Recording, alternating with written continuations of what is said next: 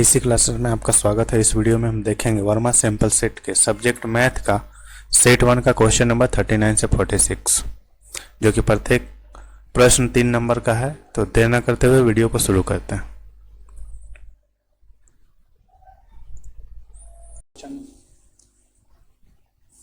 जैसे कि question number 39 में बोला गया, सिद्ध करें 3 + 4 √5 एक परिमेय संख्या है। ठीक है, तो इसके लिए क्या करना होगा? सबसे पहले ये 3 + 4 √5 को एक परिमेय संख्या मान लेना होगा और हमको सिद्ध करना है परिमेय संख्या। तो ध्यान से देखिएगा जैसे जैसे मैं सॉल्यूशन कर रहा हूँ। सबसे पहले मान लेते हैं कि 3 + 4 √5 जो है वो क्या है? एक परिमेय संख्या है, एक परिमेय संख्या है। ठीक है, लेकिन हमको साबित क्या करना है कि ये अपरिमेय संख्या, लेकिन हम लोग मानेंगे क्या? मान लिया कि ये एक परिमेय संख्या है।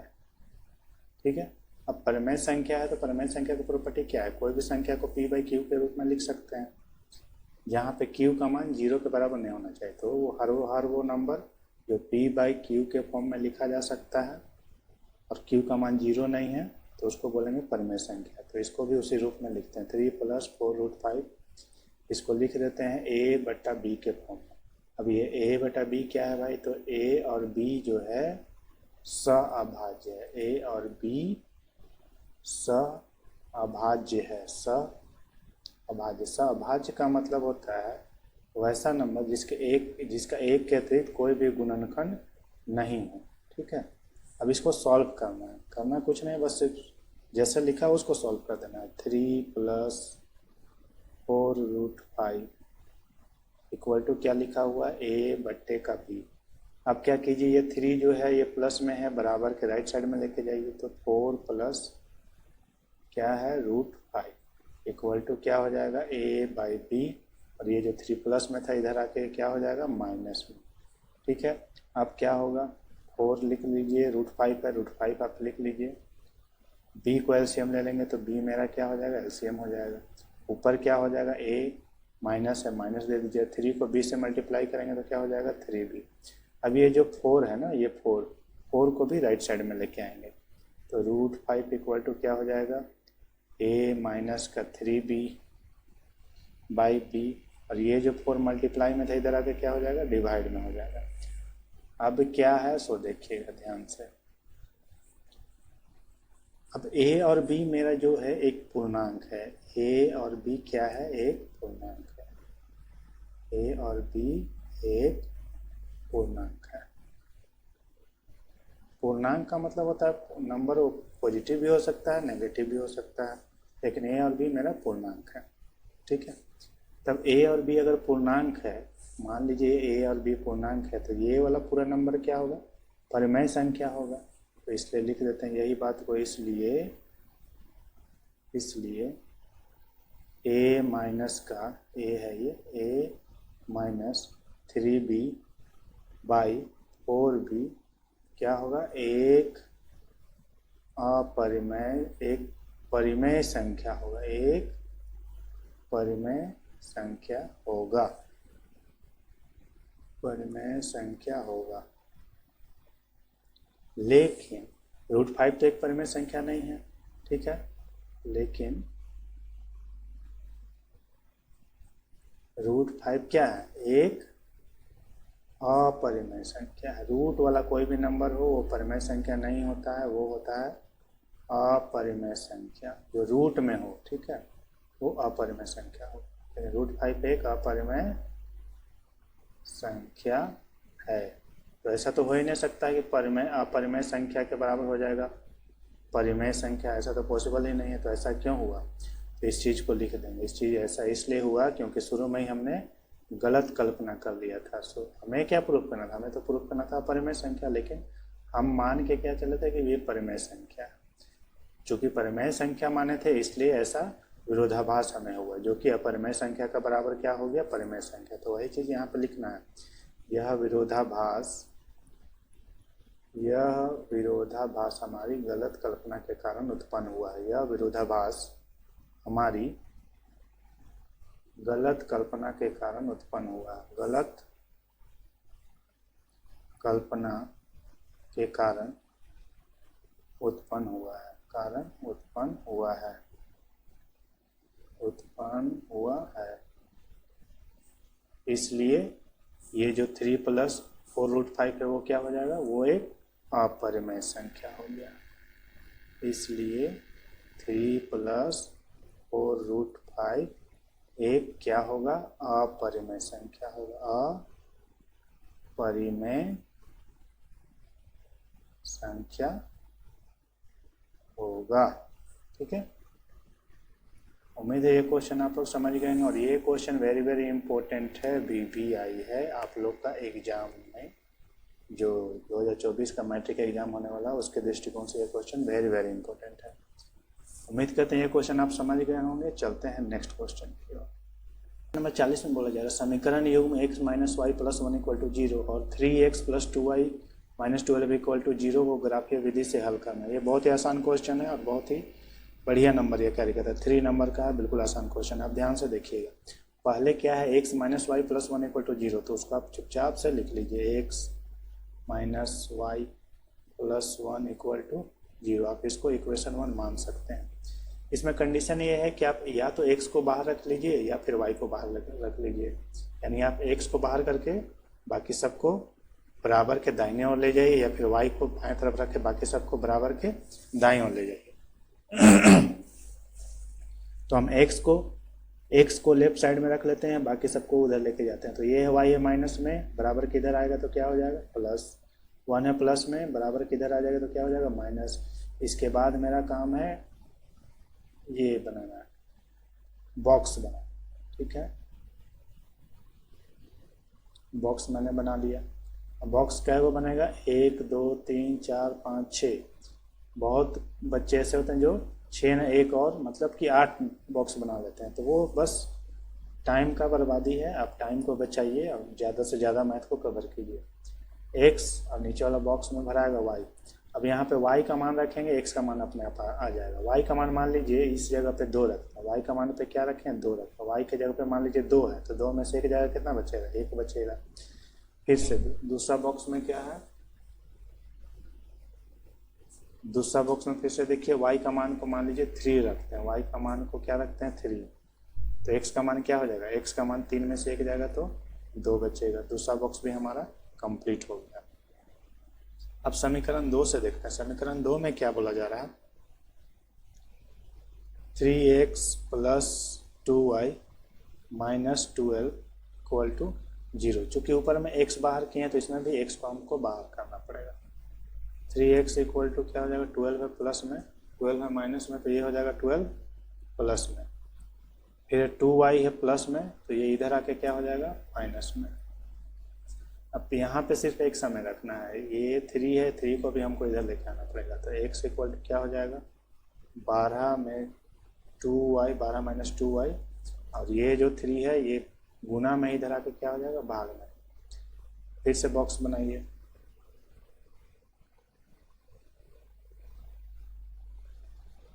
ठीक है। फिर से बॉक्स में क्या लिखेंगे, x, ऊपर में x और नीचे में y। फिर से वैल्यू लगाना पड़ेगा, तो वैल्यू लगाइए। y का मान लीजिए आप 3 रखिए, तो y का मान अगर 3 रखते हैं तो 3 दूना 6 हो गया। अब 12 में से 6 जाएगा तो 6 बच जाएगा, 3 से 6 आसानी से कट जाएगा। तो y का मान पहले हम 3 रख लेते हैं, तो x का मान क्या आ जाएगा, 12 में से 6 जाएगा तो क्या बच जाएगा, 6 बट्टे का 3 काट दीजिएगा तो 2 बचेगा। y का मान 3 रखें, x का मान कितना आ गया, 2। फिर से रखते हैं, मान लीजिए इस बार y का मान 3 नहीं, इस बार y का मान -3 रखते हैं, इस बार y का मान -3 रखते हैं। तो देखिए क्या आता है, y का मान -3 रखना है, तो 12 है, माइनस है, माइनस लिख लीजिए, 2 है, 2 लिख लीजिए। y की जगह पे कितना रखना है, -3, और नीचे में बट्टा में कितना है, 3 है। इसको आप सॉल्व करेंगे तो क्या हो जाएगा, 12 और माइनस माइनस क्या हो जाएगा, प्लस। 3 दूना 6 और नीचे में 3 है। अब क्या होगा, 12 6 हो गया 18, 18 बटा 3, 3 6 कितना होता है, 18। यानी कि y का मान -3 रखें तो x का मान कितना आ गया, 6 आ गया। ये मेरा इक्वेशन भी हो गया कंप्लीट। अब बस करना कुछ नहीं है, इसके आगे हम लोग को ग्राफ बनाना है।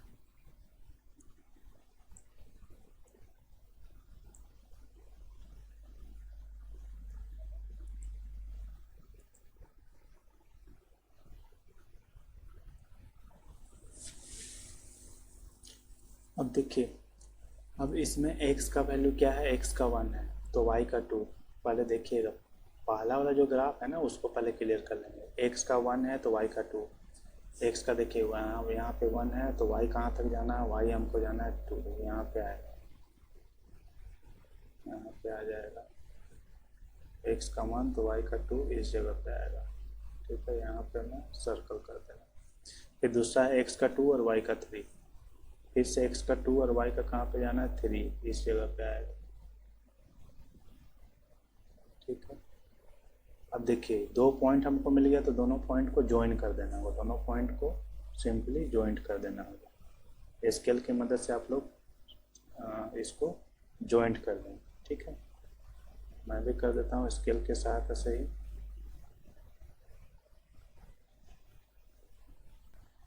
देखिए, पेन लीजिए और सीधा सीधा इस पे ग्राफ प्लॉट कर दीजिए। ठीक है, इस तरह से ये जाएगा, इस तरह से मेरा पहला ग्राफ क्लियर हो गया। ठीक है, अब बढ़ते हैं नेक्स्ट ग्राफ की ओर। दूसरा में क्या बोला है, दूसरा में बोला है x2 तो y3, x2 तो y3, फिर से इस पॉइंट पे मिल गया मेरा, यही पॉइंट पे मिल गया x2 और y3। और दूसरा है x6 तो y-3, x6 तो y-3, -3 आपका यहाँ पे आ जाएगा। x से 6 देखिए, यहाँ पे x से 6 और y का मान है -3, तो x का मान है 6 और y का मान है -3 यहाँ पे। अब क्या करना होगा, ये पॉइंट और ये पॉइंट को ज्वाइंट कर देना। इस स्केल की मदद से मैं इसे ज्वाइंट कर देता हूँ। स्केल से करेंगे तो बिल्कुल वैल्यू मिल जाएगा आपको। थोड़ा सा और खिसकाना पड़ेगा, ध्यान से देखिएगा। अब ये जो मेरा ये पॉइंट है, ये पॉइंट है, ये दोनों पॉइंट को मिला देता हूँ। देखिएगा ध्यान से, इस तरह से ये दोनों पॉइंट मेरा मिल गया। ठीक है, तो ये बन गया मेरा ग्राफ जो है। एक्स एक्सिस का मान कितना है, एक्स देखिए, एक्स एक्सिस के सामने ये 2 पे गया है, तो एक्स का वैल्यू क्या हो जाएगा, एक्स का वैल्यू हो जाएगा पर 2, एक्स का वैल्यू हो जाएगा, देखिए एक्स के सामने ये जो एक्स एक्सिस है के सामने ये 2, वाई वाई इसके सामने y3 के सामने, तो इसका आंसर होगा 2 एक्स एक्सिस पे और वाई एक्सिस पे 3, इसका राइट आंसर होगा। उम्मीद करता हूँ ये क्वेश्चन भी आप समझ गए होंगे। बढ़ते हैं नेक्स्ट क्वेश्चन की ओर।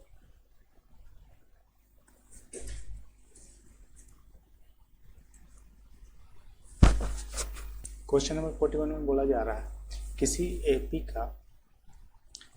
एपी का 17वां पद उसके 10वें पद से 7 अधिक है तो इसका सारवंतर निकालिए। बहुत ही इजी क्वेश्चन है, आप इसको ध्यान से देखिएगा। किसी एपी का 17वां पद उसके 10वें पद से 7 अधिक है। क्वेश्चन क्या बोल रहा है, ए 17वां पद को क्या लिख सकते हैं, A17। अब क्वेश्चन में क्या बोला, उसके 10वें पद से 7 अधिक है। 10वें पद से कितना अधिक है, 7 अधिक है। अधिक है इसलिए जोड़ दिए, कम रहता तो इसको घटा देते। अब क्या करना, सो देखिए A17 और A10 इधर प्लस में, इधर लेके आइएगा तो क्या हो जाएगा, ये माइनस में हो जाएगा। A10 बराबर का 7। A17 को आप लिख सकते हैं A प्लस इससे एक कम D, 17 है तो लिखेंगे 16D।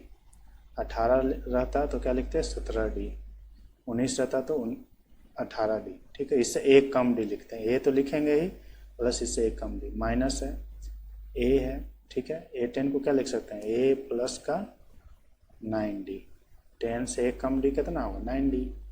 ब्रैकेट बंद कीजिए, इक्वल टू 7 कीजिए, तो A प्लस 16D माइनस है, माइनस हो जाएगा, ब्रैकेट के बाहर करेंगे तो A प्लस में है तो ये क्या हो जाएगा, ये भी माइनस में हो जाएगा, इक्वल टू 7। अब A से A कट हो गया, A प्लस में था, ये माइनस में कट गया, 16 में से 9 गया तो कितना हो जाएगा, 7D इक्वल टू 7। तो D का वैल्यू क्या हो जाएगा, 7/7, यानी 7/7 equal to 1। D equal to हो जाएगा 1 आंसर। उम्मीद करता हूँ ये क्वेश्चन बहुत ही आसान था, कोई दिक्कत नहीं हुआ होगा, आप इसे आसानी से समझ सकते हैं। बढ़ते हैं नेक्स्ट क्वेश्चन की तरफ।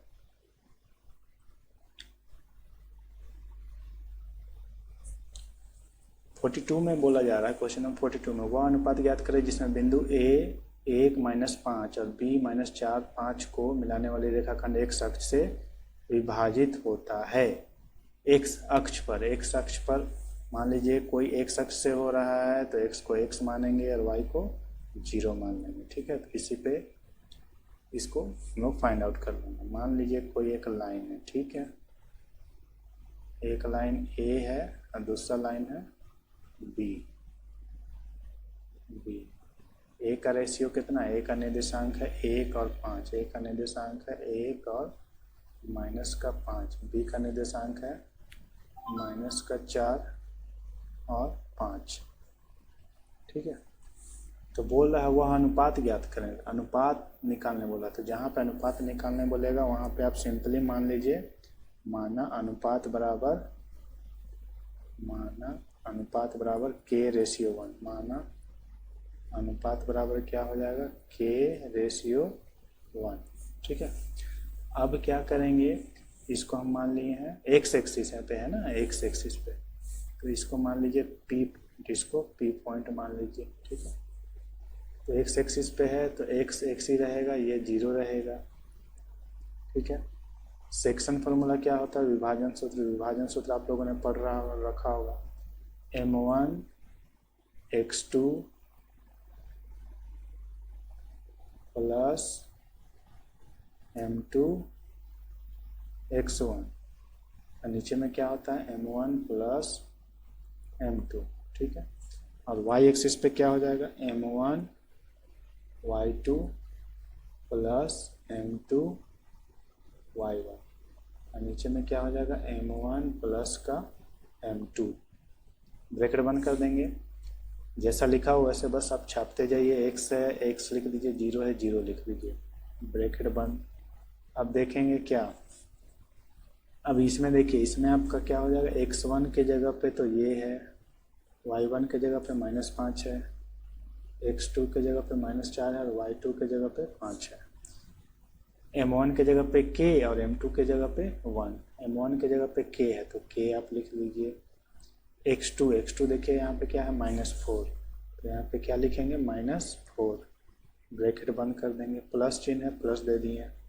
m2 के प्लेस पे क्या लिखेंगे, m2 के प्लेस पे 1 है, x1 के प्लेस पे भी 1 है तो यहाँ पर भी क्या लिख देंगे 1 और नीचे में क्या है m1 प्लस m2, यानी कि ये क्या हो जाएगा k+1, कॉमा है कॉमा दे दीजिए।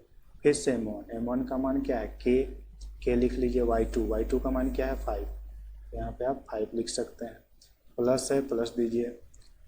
m2 के प्लेस पे है 1, y1 के प्लेस पे है -5, तो ये हो गया आपका -5 और नीचे में फिर से क्या हो जाएगा k+1, क्योंकि m1 ये है और m2 ये है, क्या हो जाएगा k+1।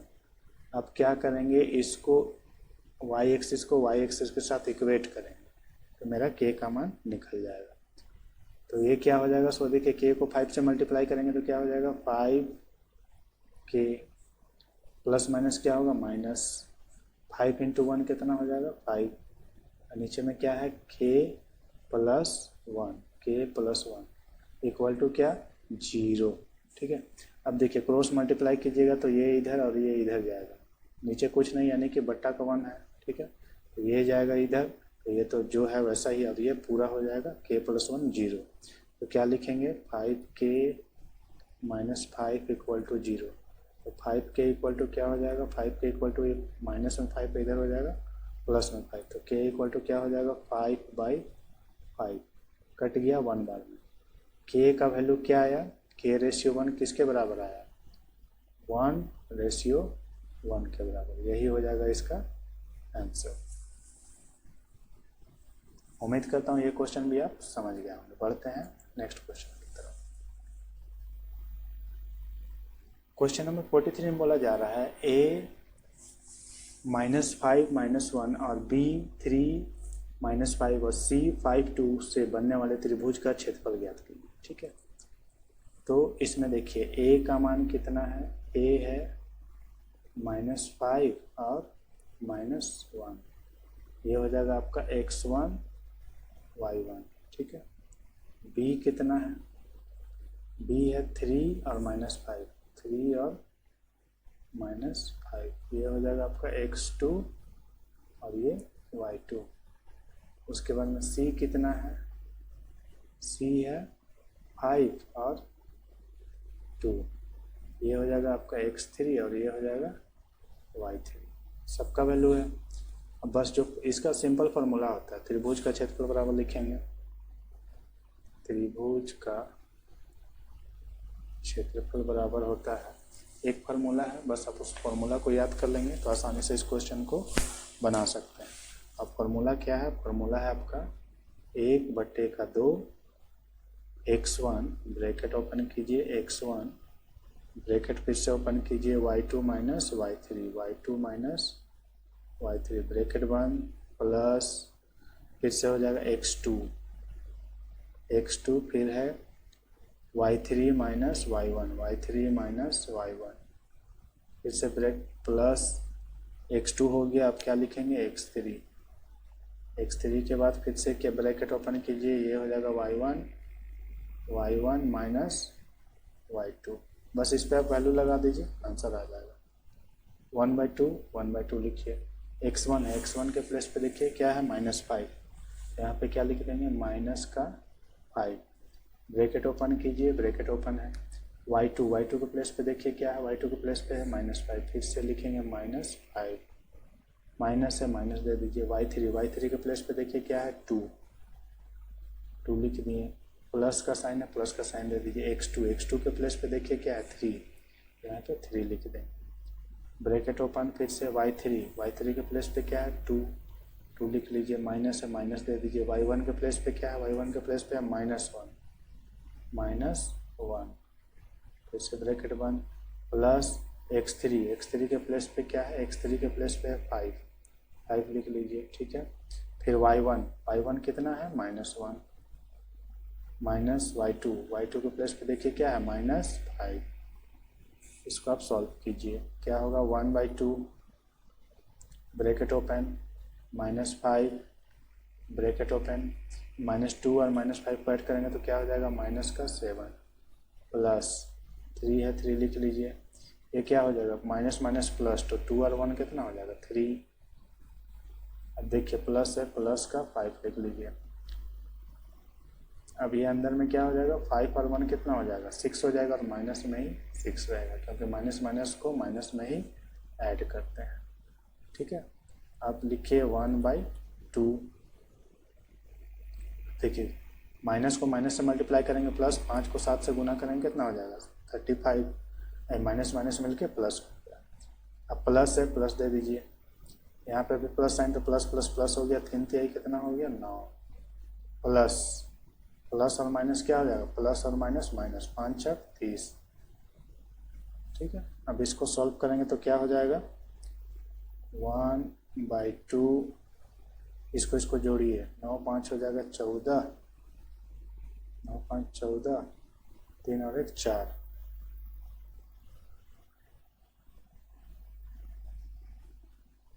-5x3,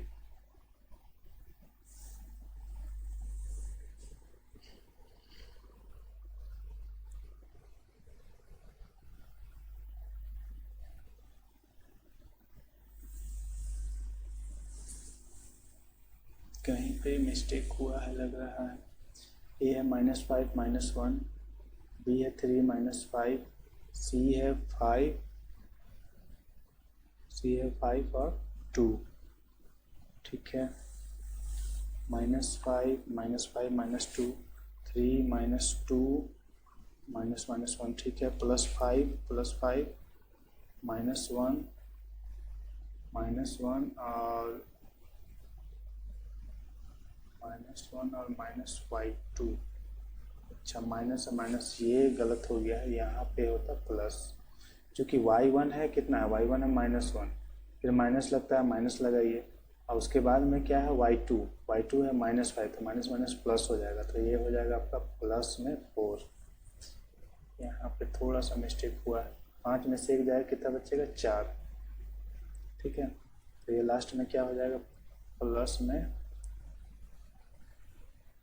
5 चौका 20 प्लस में 20, सबको जोड़िए तो क्या हो जाएगा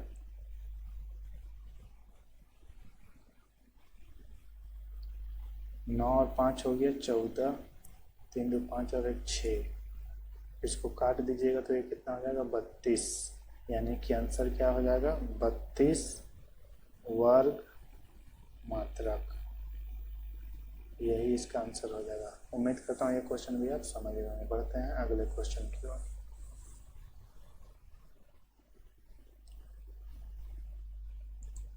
मैं लिख दे रहा हूँ 44 का क्वेश्चन क्या है। 44 का क्वेश्चन है root under 1 minus sine A 1 plus sine A equal to proof करना है सेक ए प्लस में 10 है। ये प्रूफ करना, सिद्ध करें, सिद्ध करें, ठीक है, सिद्ध करें। तो इसको सॉल्व किया जाए। चलिए LHS लेके हम लोग कर लेते हैं। LHS में क्या दिया हुआ है, LHS में दिया हुआ है रूट अंडर 1 माइनस साइन ए, नीचे में है 1 प्लस साइन। ठीक है, अब इसको करेंगे रेशनलाइज। रेशनलाइज का मतलब होता है परमायकरण। ये जो प्लस साइन है, अगर यहाँ पे माइनस रहता तो प्लस में ऊपर नीचे दोनों से गुना करते हैं। यहाँ पे प्लस है तो क्या लिखेंगे 1 माइनस साइन ए, ऊपर में भी मल्टीप्लाई होगा और 1 माइनस साइन ए नीचे में भी मल्टीप्लाई होगा। अब क्या हो जाएगा, सो देखिए 1 माइनस साइन ए 2 बार लिखा हुआ है, तो क्या हम 1 माइनस साइन ए का होल स्क्वायर लिख सकते हैं। और नीचे में क्या लिखेंगे, ए प्लस बी के फॉर्म में और ए माइनस बी के फॉर्म में। तो इसको लिखेंगे ए स्क्वायर माइनस बी स्क्वायर। 1 का स्क्वायर तो 1 ही होगा। अब देखिए, अब क्या, रूट से स्क्वायर हट गया तो अब क्या बचेगा, लेकिन उससे पहले एक काम और कर लेंगे। ऊपर जैसा लिखा हुआ उसको लिख लीजिए 1 माइनस साइन ए का होल स्क्वायर, नीचे में 1 माइनस साइन स्क्वायर को क्या लिख सकते हैं, फॉर्मूला एक होता है साइन स्क्वायर ए प्लस में cos square A equal to 1। ठीक है, यहाँ पे क्या है 1 माइनस साइन स्क्वायर है, तो 1 माइनस ये साइन इधर जाएगा तो माइनस में हो जाएगा, जो किसके बराबर होगा कोस स्क्वायर ए। तो 1 माइनस साइन स्क्वायर के जगह पे क्या लिख सकते हैं कोस स्क्वायर ए। अब देखिए स्क्वायर से रूट कट जाएगा तो मेरे पास क्या बचेगा 1 प्लस साइन ए, नीचे में कोस ए। अब ये स्क्वायर कहाँ गया, ये स्क्वायर से ये रूट कट गया, ये स्क्वायर से ये रूट कट गया। ठीक है, अब क्या लिख देना है, अब इसको बस अलग अलग करके लिख देना है। 1 एक बार लिखेंगे 1 बटा कोस ए, 1 बटा कोस ए, प्लस साइन है प्लस दे दीजिए। दूसरी बार लिखेंगे sine A by cos A, sine A by cos A. ठीक है, अब क्या करेंगे 1 बाई कोस ए को क्या लिख सकते हैं हम लोग, 1 बाई कोस ए का रेसिप्रोकल होता है सेक ए। साइन ए बाई कोस ए को लिख सकते हैं हम लोग tan है। यही हमको प्रूव करना था, तो जो किसके बराबर हो गया RHS, ये हो गया प्रूव्ड। उम्मीद करता हूँ ये क्वेश्चन भी आप समझ गए होंगे। बढ़ते हैं अगले क्वेश्चन की ओर। क्वेश्चन नंबर 46 में बोला जा रहा है एक चतुर्थांश OPBQ के अंतर्गत एक वर्ग OABC बना हुआ है यदि OA बराबर 20 सेंटीमीटर, यदि OA बराबर कितना है 20 सेंटीमीटर। यहाँ पे OA का मान कितना है 20 सेंटीमीटर। ठीक है, तो छायांकित भाग का क्षेत्रफल ज्ञात कीजिए। छायांकित भाग का इसमें क्षेत्रफल कैसे निकालेंगे, ये जो चतुर्थांश है मेरा, इसका क्षेत्रफल निकाल करके वर्ग का क्षेत्रफल को माइनस कर देंगे, तो ये जो छायांकित भाग है रेड कलर का, लाल कलर का, उसका क्षेत्रफल आसानी से निकाल सकते हैं। ठीक है, तो सबसे पहले चतुर्थांश का क्षेत्रफल निकालने के लिए हमको क्या चाहिए, त्रिज्या चाहिए। तो यहाँ से लेके यहाँ तक का लेंथ तो दिया हुआ है, O से लेके A तक का दूरी कितना दिया हुआ है 20 सेंटीमीटर। O से लेके A तक का जो दूरी है 20 सेंटीमीटर तो दिया हुआ है, परंतु हमको तो रेडियस चाहिए, त्रिज्या चाहिए। तो OA त्रिज्या तो हो नहीं रहा है, देखिए O से यहीं तक है, जबकि त्रिज्या क्या होगा OP। ओ क्यू कुछ दिया हुआ रहता तो आसानी से निकाल सकते थे। तो इसको निकालने के लिए क्या करना होगा, देखिए ये तो एक वर्ग है, इसका मतलब ये भी 20 हो जाएगा, इधर वाला भी साइड 20 हो जाएगा और ये वाला भी साइड 20 हो जाएगा। तो ध्यान दीजिएगा, मान लीजिए हम यहाँ पर इसका एक विकर्ण खींच लेते हैं। तो जैसे ओ क्यू एक त्रिज्या हुआ, ओ पी एक त्रिज्या हुआ, उसी तरह ओ बी भी तो एक त्रिज्या होगा। किसका त्रिज्या होगा, ये एक चतुर्थांश का त्रिज्या होगा। तो ओ बी कैसे निकालेंगे हम लोग, ओ बी कैसे निकालेंगे, ये देखिए ये एक समकोण त्रिभुज हो गया। यहाँ ध्यान से देखिएगा तो यहाँ बेस भी दिया हुआ है, ये आपका पी है, पी भी दिया हुआ है, तो ये एच आसानी से निकल सकता है। तो इसको हम लोग निकाल लेंगे। कैसे निकालेंगे, लिखेंगे ओ बी का स्क्वायर बराबर क्या हो जाएगा, एक मिनट,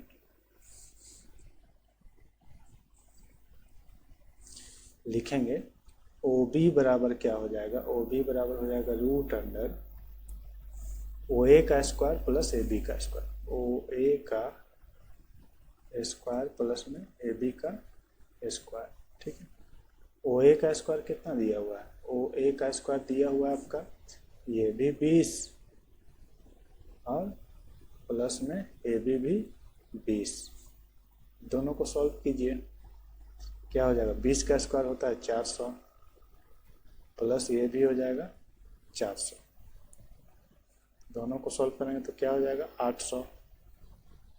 ठीक है, अब क्या आ जाएगा, अगर इसको सॉल्व कीजिएगा तो ये आ जाएगा 20 रूट 2 सेंटीमीटर। इसको आप एलसीएम लेकर के बाहर कीजिएगा तो 20 रूट 2 सेंटीमीटर आपका आएगा क्या, रेडियस आ जाएगा। वो क्या है, ओ बी, ओ बी। अब ये क्या है, इक्वल टू आर।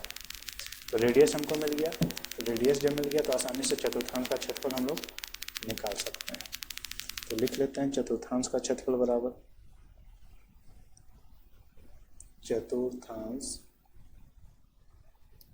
चतुर्थांश का नाम लिखेंगे चतुर्थांश ओ पी बी क्यू का क्षेत्रफल बराबर क्या हो जाएगा, वृत्त का क्षेत्रफल होता है पाई आर स्क्वायर, वृत्त का एक चौथा भाग है तो क्या लिखेंगे पाई आर स्क्वायर बाई 4।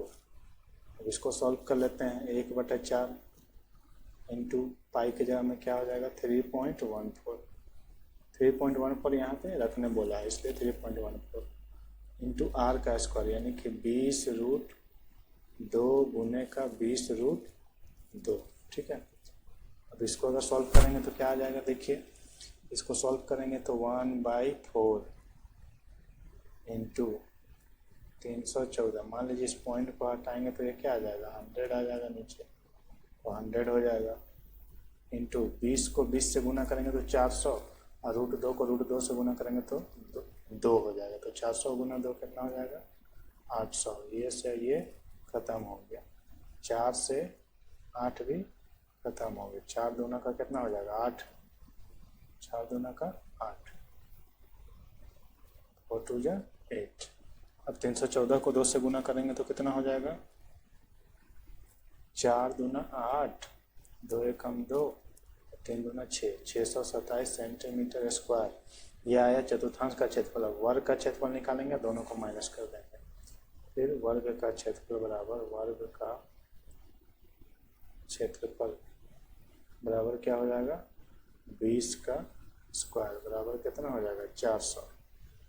अब फिर लिख देंगे छायांकित भाग का क्षेत्रफल बराबर छायांकित भाग का क्षेत्रफल बराबर क्या हो जाएगा 628 माइनस 400। आंसर क्या आ जाएगा 228 सेंटीमीटर स्क्वायर। ये हो जाएगा मेरा आंसर। उम्मीद करता हूँ ये क्वेश्चन भी आप समझ गए।